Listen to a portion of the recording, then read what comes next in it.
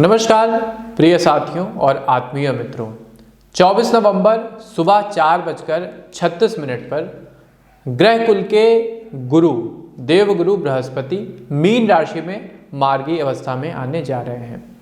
गुरु का मार्गी होना जहां 5 राशियों के लिए आशातीत रूप से जीवन में खुशियों के नए द्वार खोलेगा, उन्हें उन्नति और समृद्धि प्रदान करेगा, वहीं 6 ऐसी भी राशियां हैं जो इस गति परिवर्तन के कारण जीवन में नई चुनौतियों का सामना करेंगे। उनके जीवन में कुछ नई दिक्कतें आ सकती हैं।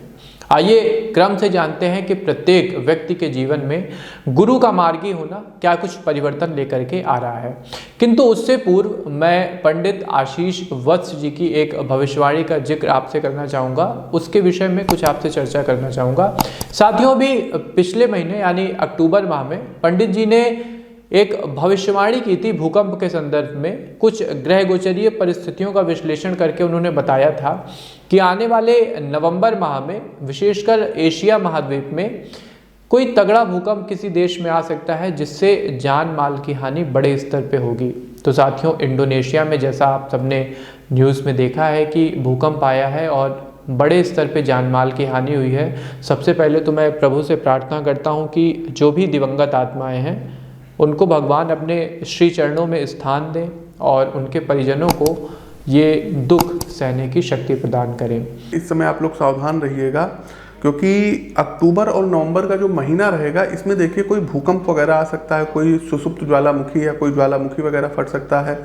साथ ही साथ दर्शकों कोई जो है मतलब भूकंप इंडिया में भी आ सकता है, एशियन महाद्वीप में भी आएगा ही आएगा। तो भूकंप को लेकर के बड़ी प्रेडिक्शन से भूकंप आएगा, कोई सुनामी टाइप की आ सकती है। तो इन सब चीज़ों से आपको अभी तैयार रहना पड़ेगा। तो साथियों, ये हो गई भविष्यवाणी की बात। अब चलिए आगे बढ़ते हैं और जानते हैं कि गुरु का मार्गी होना आपके जीवन पर क्या प्रभाव डालेगा।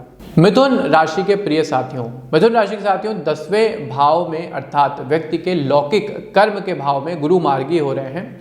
इसलिए आपको समस्याएं तो आएंगी जिनका डट करके आपको मुकाबला करना होगा।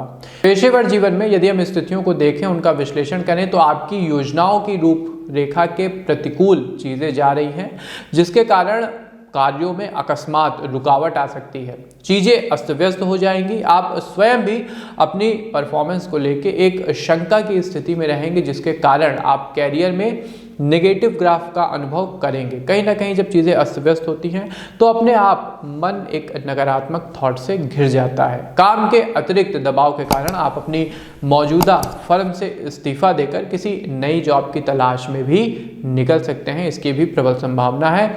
आपको सलाह दी जाती है कि बिना किसी प्रॉपर प्लानिंग के भावुकता में पड़कर कोई इतना बड़ा निर्णय मत लीजिएगा जिससे कि आपको बाद में पछताना पड़े। व्यवसाय के लिए भी भविष्यवाणी समान है। बिजनेस पार्टनर की तरफ से सतर्क रहें, कारण कि समझौते के किसी कानूनी बिंदु का लाभ उठाकर वो आपके साथ छल कर सकते हैं। इसलिए किसी भी एग्रीमेंट अथवा प्रपोजल या दस्तावेज पर साइन करने से पहले, उसको मंजूरी देने से पहले आपको सतर्कता रखनी होगी। एक एक पॉइंट का ठीक से विश्लेषण कर लीजिएगा, पढ़ लीजिएगा। स्वास्थ्य के संदर्भ में भी गुरु आपसे अच्छी खासी दौड़ भाग कराएंगे। आपको न्यूरो सिस्टम और कोशिका तंत्र से संबंधित दिक्कत आ सकती है, अतः आपका शरीर और मन दोनों नकारात्मक स्तर पर प्रभावित होंगे। और चूंकि ठंड भी बढ़ रही है तो चीज़ें आपके लिए कहीं ना कहीं डिफिकल्ट तो रहेंगी।